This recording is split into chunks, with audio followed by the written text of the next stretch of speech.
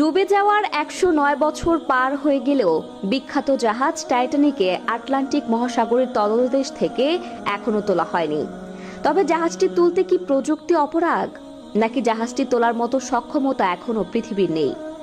আসলে জাহাজটি ডুবে যাবার পর থেকে আজ পর্যন্ত বিজ্ঞানীরা অনেক ধরনের উপায় বের করছিলেন, কিন্তু কোনো না কোনো সীমাবদ্ধতা থেকেই গিয়েছিল। জাহাজটি না তোলার পেছনে সবচেয়ে বড় কারণ হলো এটি দুই ভাগে বিভক্ত হয়ে পানির তলদেশে ডুবে গিয়েছিল। অন্য সাধারণ জাহাজগুলো বেশিরভাগই অক্ষত থাকে এবং যেমন ওজনের হোক না কেন প্রযুক্তির সাহায্য নিয়ে সেগুলো তোলা যায়, কিন্তু পানির এত গভীরে তার উপর এত বেশি ওজনের একটি জাহাজ তোলা সহজ ব্যাপার নয়। টাইটানিক জাহাজের ওজন প্রায় ১,৪৩,০০০ টনেরও বেশি। তার উপর রয়েছে পানির স্রোত, যা ওজনকে আরো কয়েক গুণ বাড়িয়ে দেয়। বিজ্ঞানীরা কিছু মজার পদ্ধতিও বের করেছিলেন। তারা পিং পং বলের সাহায্যে নিয়েছিলেন টাইটানিক তোলার জন্য।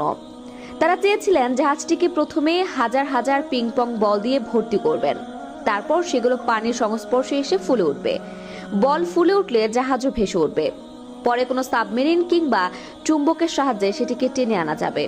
কিন্তু পরে এটি ভেবে দেখলেন যে গভীর সমুদ্রের ভেতর যেতে যেতে পিংপং বলগুলো ফেটে যাবে। পরে প্রচেষ্টা বিফলে যায়। আমেরিকান একজন ইঞ্জিনিয়ার বরফ দিয়ে জাহাজ তোলার কথা বলেছিলেন। বরফের ঘনত্ব পানির চেয়ে কম, তাই তিনি ভেবেছিলেন টাইটানিক যে জায়গায় আছে সেই জায়গায় যদি বরফ দিয়ে পরিপূর্ণ করা যায় তাহলে জাহাজটি পানির উপর ভেসে উঠবে। এই পদ্ধতির জন্য প্রায় ৫০০,০০০,০০০ টন লিকুইড নাইট্রোজেন প্রয়োজন ছিল। এত নাইট্রোজেন পানির এত গভীরে পাঠানো প্রায় অসম্ভব ব্যাপার। ফলে এই চেষ্টাও বিফলে যায়।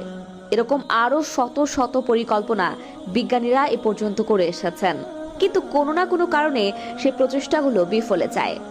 অনেক কোম্পানি টাইটানিক তোলার প্রজেক্ট হাতে নিয়েছিলেন, কিন্তু এটি তোলার জন্য যে পরিমাণ টাকা খরচ হবে তার মাসুল দিতে দিতে অন্তত ১০০ বছর লেগে যাবে। তাছাড়া টাইটানিক তুলতে যা খরচ হবে তার চেয়ে কম টাকা দিয়ে টাইটানিকের চেয়ে আরো ভালো জাহাজ তৈরি করা সম্ভব। তাই কোনো কোম্পানি এরকম ভুল করবেন না।